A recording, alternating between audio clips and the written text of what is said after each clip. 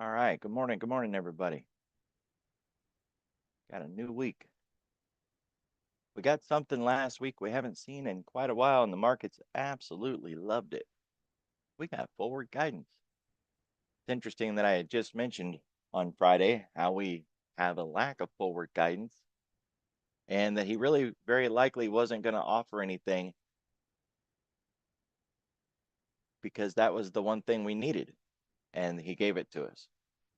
Now, there's been a little bit of talk about he capitulated, he bent over and finally gave the president what he wanted, blah, blah, blah. Um, yeah, maybe. He didn't say will, right? They didn't give 100% guidance. He just tipped the hat towards the idea that it's likely we get a cut. And that was enough for the markets. And they're going to take him on that at his word. But that still makes the jobs numbers we're going to be getting really important because that's what he based the forward guidance on. So keep track of any and all jobs data, even the silly stuff like JOLTS, anything that has to do with employment between now and the September FOMC meeting is going to become really important.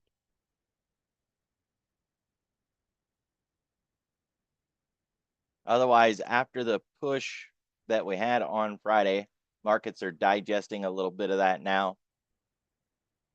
Europe down about 0.5%, NASDAQ at 1/4.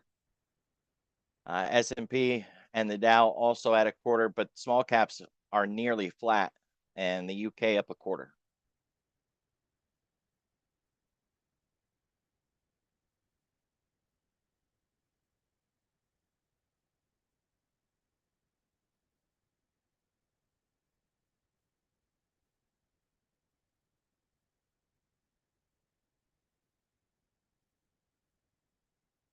All right, that's kind of what I thought.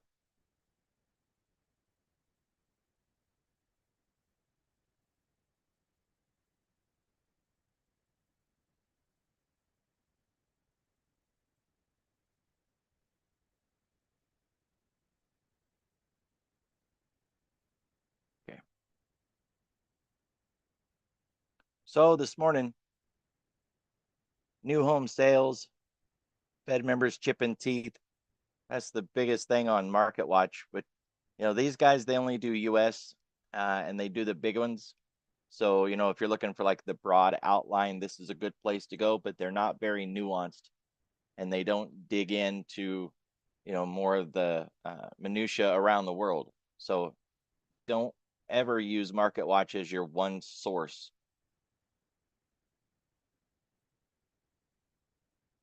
Front end auctions.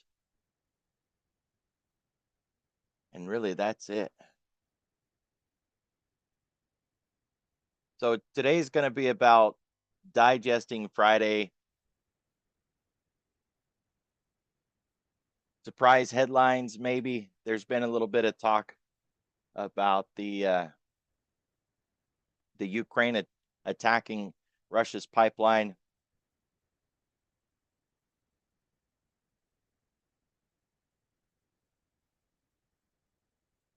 But really, everything that's read is more of just digestion of the move than anything else, it seems, at this point. The call wall and put wall were unchanged, even after that move, which I thought was a bit interesting. I would have expected it to see the call wall rolled up at least, get it out of the way, right?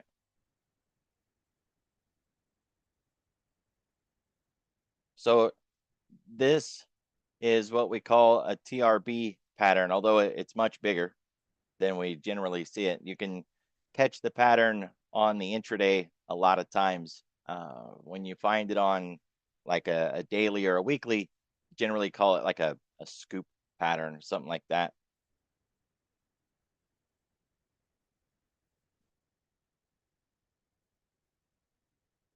It only owes you back to the top. And that's what we got, was back to the top. We just happened to get the whole thing in a single day, which, a single bar generally, right? That's one of the reasons we like it so much. On the daily, getting that all the way back up in a single shot. I've done videos on this. This pretty awesome move. It's done though. It gave us what it owed, and it doesn't owe us anything else now. So it makes today really important because of this level here. With this previous level back here, we don't know yet that this is going to be a lower high. It all depends on how today's candle closes. It's red right now, but that doesn't matter. It matters how it is at the end of the day. And for all we know, it's going to do something like this candle right here. It could pull back and then just run right back up again through its own open and leave this tail behind and close green on the day. So until this bar closes, we just don't know. And that means we can't count this as a lower high. So it's one of the things we want to watch for today. Keep your eye on price to see if it can run back through its own 6 o'clock Globex open 64.92 cog line. If it can do that, then we look for a breakout of Friday, and then we'll challenge this previous high. Now there's a lot of sellers sitting up here. And while we've tested them now 3 times, we don't know if they're done yet. And I would say they're very likely not done yet. I guess we tested them four times. We don't know how much more liquidity is up there, but we have to eat through that liquidity before we can go any higher, right? Or those market participants that are up there decide they want to trade it somewhere else and maybe move up into 55.50. They move that wall out of the way, give us a chance to run it up a little bit higher.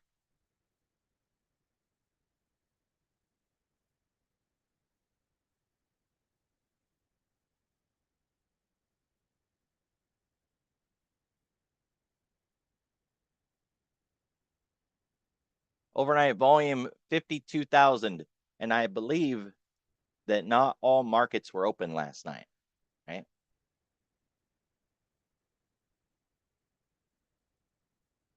I'll check on that to be sure, but I think one of the European markets, or maybe all of the European markets, were closed. So if that's true, we've got some pretty good volume for them not being in the game, right? And we can check that by going to tradinghours.com. It's a free website that monitors stock markets around the world and their holidays, including whether or not they were actually open on a particular day. We certainly got the move through the kill zone as if they were open, and we've got the volume as if they were open. So it kind of stands out. If I go look and we find out that they weren't open, then we're looking at elevated volume in the overnight. Kind of hard to prove a negative, right? If you understand the math behind that, but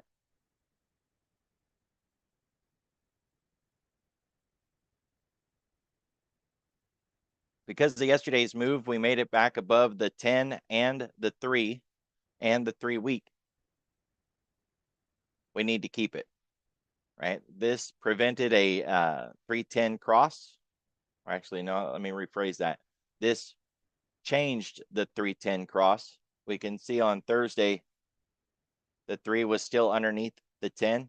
And then on Friday, it was above the 10. It's still above the 10 now. So we got price above the 10 and the 3 above the 10. So that is a surge signal to the upside. All we have to do is keep it. We don't want to close back below the 3 or the 10. And getting back above the 3 week is a big deal. Or at least staying above the 10, the 3 week. Yeah, we got back above it.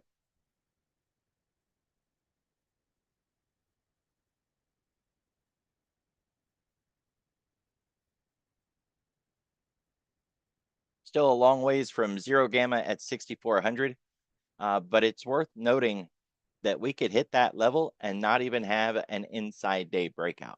Yesterday's really big range takes a lot of the flavor out of an inside day, right? I've mentioned before when it comes to IX10 and inside days that they're not as valuable when they are inside of really big range bars.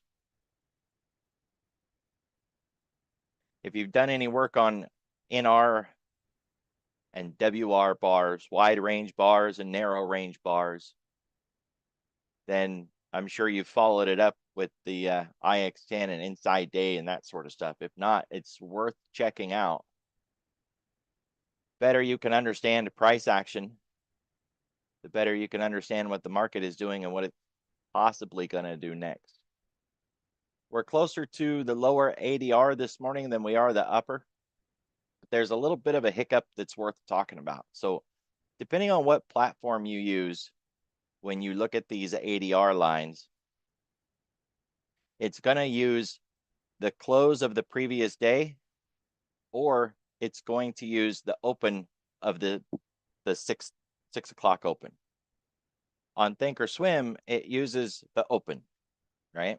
So we gapped up at the open, and that put these lines equidistant from this one. Follow me here, because there's a method to my madness. Which means now that we've started to fade down, we're almost already at that lower one, but we're only down 0.25%. Thank you, sir. So the UK was closed, but the others in the EU are open. I appreciate that. That explains why we had one that was green and one that was red, right? When we were out starting this stream. If we had used the close, which was all the way down here, it was about 10 points. It's not perfect, but pretty close, 8 to 10 points. Then that line would be 8 to 10 points lower. It would be at 64.50, basically, right on the nose, 64.50. And that would mean that we're a lot farther away from our ADR half than we are now. Now, this isn't as bad as we've seen it. I've seen gaps, where we really open gapped at a tremendous amount, 20, 25%, 20, 25 points, not percent, to the upside. And then, we're able to hit an ADR line really early. So just kind of keep your eye on this one through the day. And once the market opens at 9:30, swap over to the SPX or the SPY and monitor their ADR today, especially if you're trading in the futures. Don't use this one today. Or if you do, just don't put much weight into the context if we actually hit that thing. Because there is the logic that says if we hit one side early enough, we'll go to the other side by the end of the day. Yes, but, right? Yes, but we have to take into context that the line today is up 8 points higher than it should be. And if I was looking at this on, say, TradingView, which I believe uses the close of the previous day, that line would be at 64.50. And we would be a lot further away from it, right?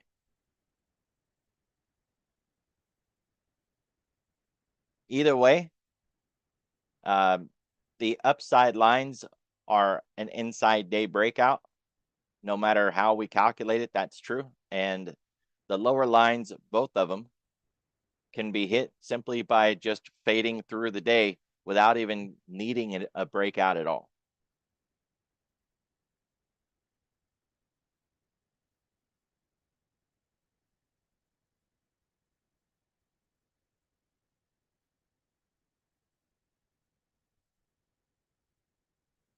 Well, I can't remember the last time this happened.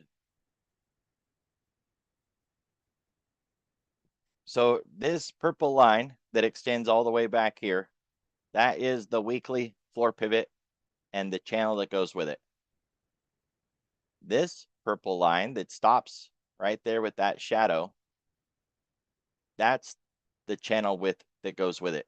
Today's daily floor pivot is laying on top of the weekly floor pivot, and the channel for today is so wide, it is matching the width of the channel for the week. That's how big the move was on Friday, and it stretched the channel that big. We've seen it before. It doesn't happen very often. And what happened was Friday moved as much in the entire day as we've seen, in previous weeks. And so we end up with this really big channel. Big channel days imply that if we try to break out, the breakout fails. Now, just keep in mind, this channel doesn't make price do anything. So if we do break out, and we could run, but it's always worth discussing, what are we talking about breaking out of? Because I've had people say, I don't understand what the heck you're talking about. Well, this is yesterday's price action. I missed a tiny bit there on the bottom, but you get the idea. That's all of yesterday. This wide channel says if we break out of yesterday's range, that it likely doesn't hold and we come back in again. And that makes sense because we're talking about going all the way down here and then getting a breakout and actually keeping it. And technically we can do that because price can do whatever the heck it wants. But is it likely? No, it's not likely. What's more likely is if we actually make the whole trip down there and we poke our head out, that we're just going to come right back inside again. Of course, the opposite is also true if we get through the top. This wide channel implies if we break through the top of the range, that it likely doesn't hold and we come back in again. But this channel doesn't make price fail and it doesn't cause us to break out. Just insight on what to expect if we actually did get a breakout. While we're here, it's worth noting where last week's weekly floor pivot was, which is right there, and where the new weekly floor pivot is, which is right here. They didn't really change all that much, but look at the width of last week's channel and the width of this week's channel. Is much wider week this week. The other one worth noting is where yesterday's daily floor pivot was at and where today's daily floor pivot is at. And it's still an MDP because we have not hit it. So base case scenario is that we'll go down and we'll hit that daily floor pivot because, well, markets generally just hit their pivot. It's what they do. It doesn't have to. And if we can make it through the day without hitting it, then tomorrow we'll look back and we'll say that today was a missed daily pivot. It's not a missed pivot yet because, well, the day isn't done and we could go down there at any time and get it done. That does imply that the channel top is a double layer channel and that the floor pivot for today is a double layered pivot. That makes it a bit more robust, I suppose.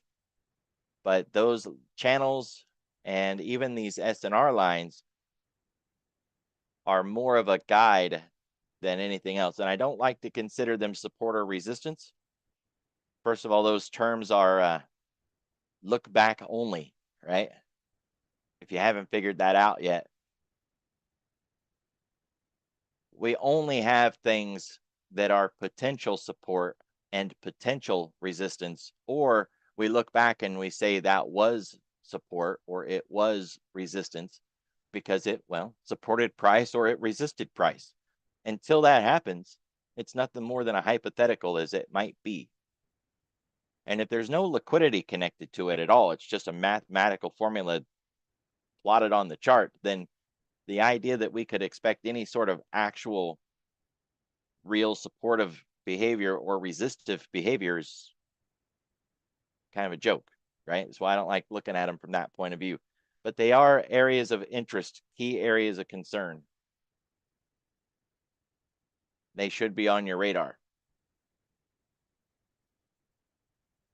The indicator for the S&R lines today are significantly biased to the upside. What I mean by that is look at where R1 is. It's this far away. And look at where S1 is. The distance is much narrower, right?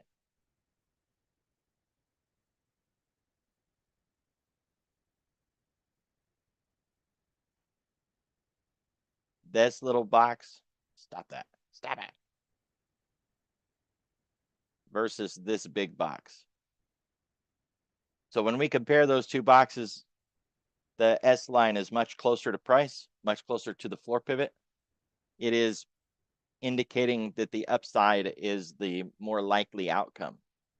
But again, that's all math, and it's based on the move that happened yesterday, and it is not making price do anything. It's just showing the more likely direction of the market, not the outcome. Because, that would be something like a crystal ball, and we don't have those. I don't have one. If you got one, you need to share.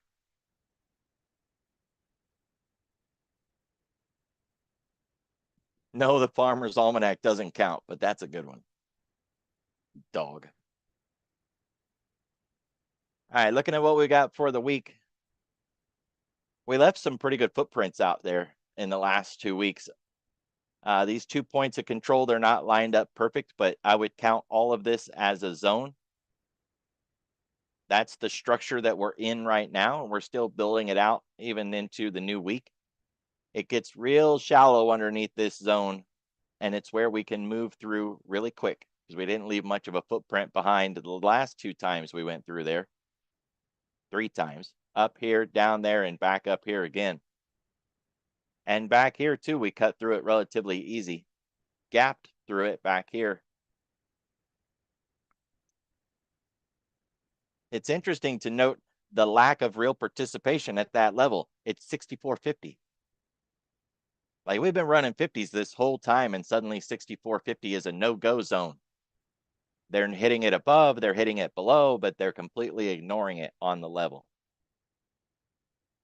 I don't know what to do with that information, really.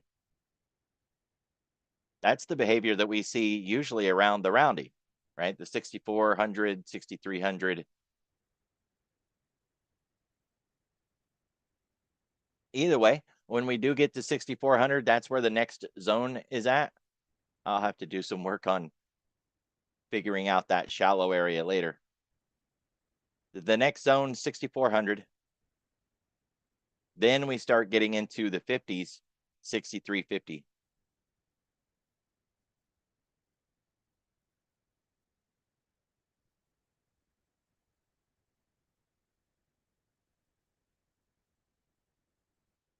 Last week's point of control, 64.66, is what we're resting on right now this morning.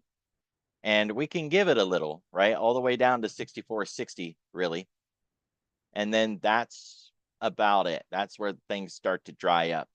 I really think if we break through that, then we're just going to head on back down through this shallow area and get back into the price action that we had Friday before POW.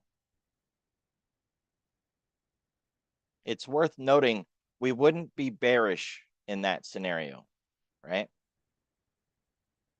Let's just leave that 50 on the table there.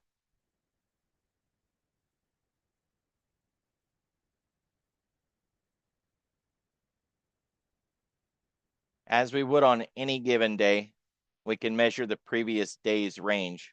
It's even more valuable when it's a really big market dynamic change like this, but we'll take it either way. We need to close above the half of this bar. That's 64.30. Cog line at 64.32. So we can fade all day today, break 64.50, come all the way down. We could even break this line really as long as we get back above it by the end of the day. And none of that would be bearish. That would just be digesting some of this move. Take for reference back here, right? See, without all these trash on there. So we had that range, and we finally had the breakout and gave it all back, right? That wild day. Then the breakout that stuck, you see how we closed at the high of that bar? Really bullish. But the next day is the day that makes it relevant for our current discussion. That next day, it came back down and it broke the mid.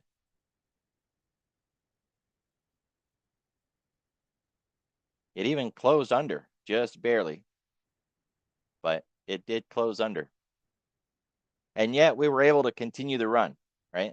So it's not to the tick perfect. This tried to run back up. It tried to close back above. It almost made it. And we could see the work continue because it just kept on going the next day and then the next day. And we kind of rounded off after that.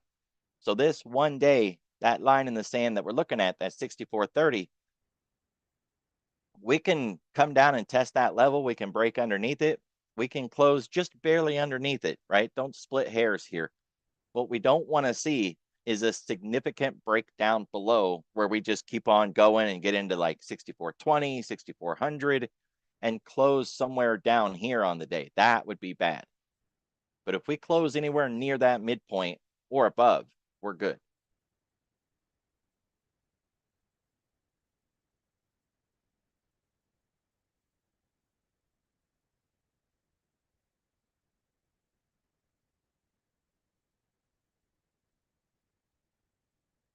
Well, the question about China, you can see PDD up 9%, and that takes Baba, JD, Baidu, KWeb. So, yep, China's breaking out on the date.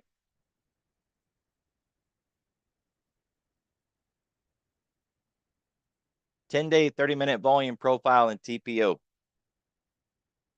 As we discussed last week, this isn't likely to move anytime soon, especially with us putting work in up here. So, there's no real insight at this point. If we drop through this 64.60 that we were looking at on the weekly, then we're going to go down to the lower value area. And we already knew that. So no real help on that at all. And we still have a large structure back here that was re-energized, I guess is a good enough word for it, by this work Wednesday, Thursday, and into Friday morning. If we hadn't have put that work in, we'd be done with this wide zone. But nope.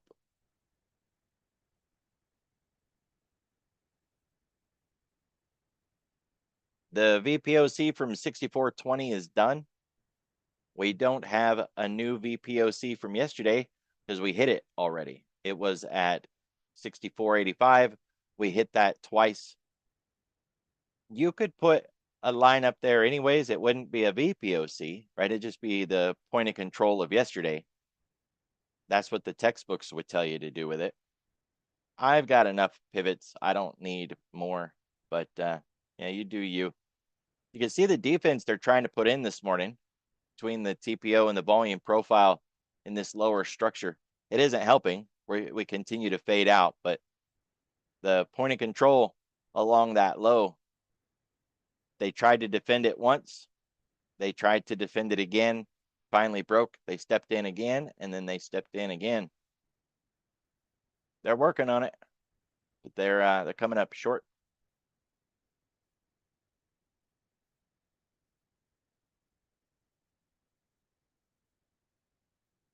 So on Friday, we compared last week's range to this week's range in the morning, and they were nearly identical.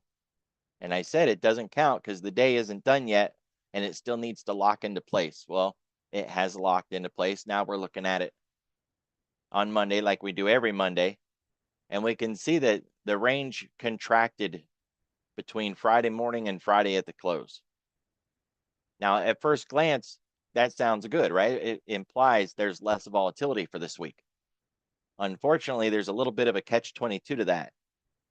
FOMC, CPI, PPI, non-farm payrolls, all those things are volatility suppressing events. The markets will chop and likely go sideways into those events, and market participants anticipate that. The options market projects that with those lines. So there's something on the deck this week that the market can see coming, what we call a known unknown, that makes them think we're going to go sideways, waiting on data or waiting on something.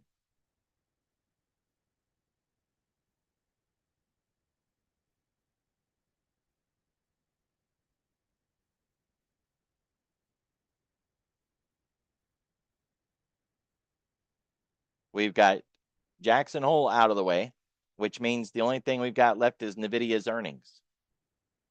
That'd be the 27th.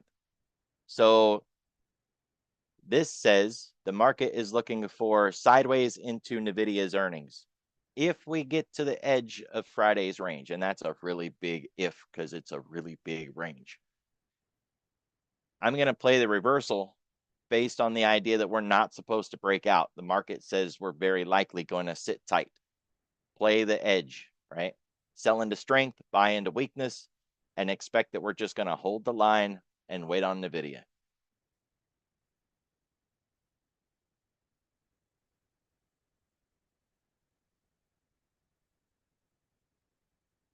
Now we get to use this lower indicator for the reason it was designed for, in a time when it's really needed.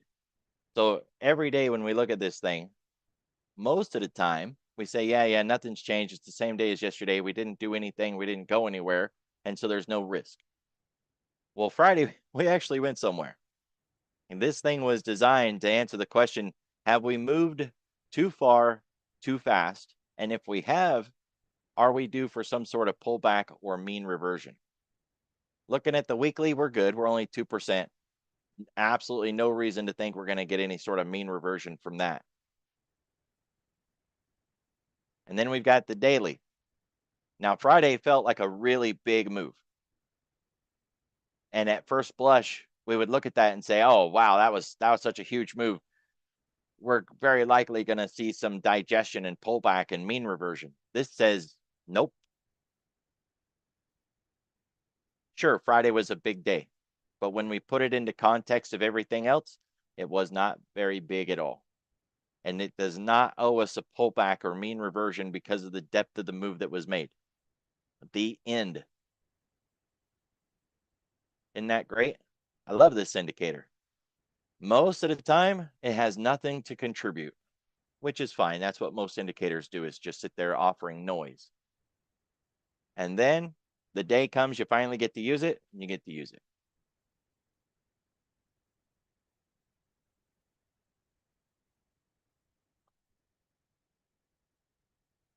Well, we're exceeding the edges. Let's see. There we go. So looking at things that are moving this morning, Bitcoin's down. The Mag 7 up volume is down. Yeah, I get it. That's a twist with your head. And really, that's it, right? Bitcoin and Mag 7 volume. Looking at what's up. China, the Mag 7 down volume is up. China again. And that's it. Our benchmark is 0.5%. You can see it stops at China at 0.7. Everything else is 0.2 and below. So there's a whole lot that isn't even moving this morning. They're just not getting any flows at all.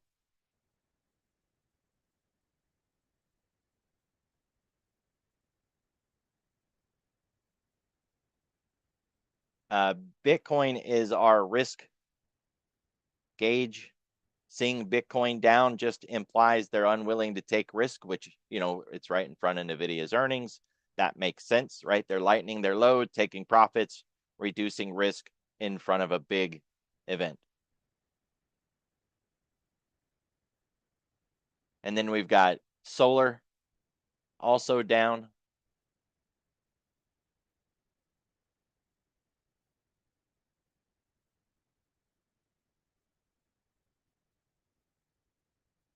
Bonds.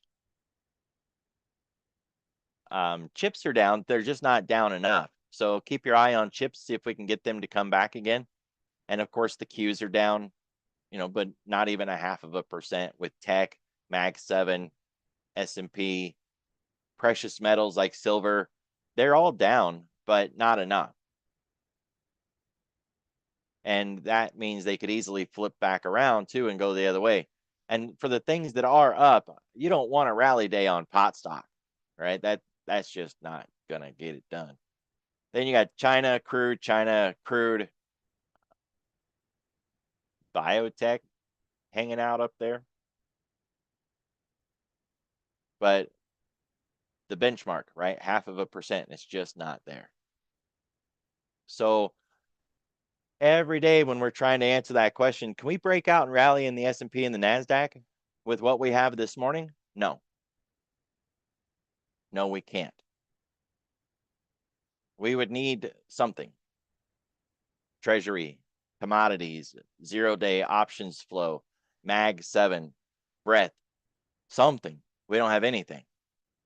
Now, news, headlines, anything can get us going, but otherwise, the base case argument is that we're going to digest that really big move of yesterday, hold the line, and wait on NVIDIA, which is the 27th after the close.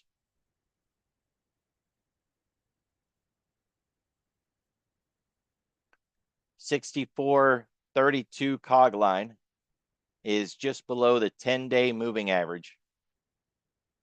And even if we do fade that far, which I don't think we'll even fade that far, just remember what I showed back here, that we can get there, we can, tickle the line and dance around it, close just slightly below. Any of that's fine. It doesn't imply that we're going to burn it, but it would give us our lower high, right? Because right now that's still an undefined high. We don't know for sure it's going to be a lower high yet.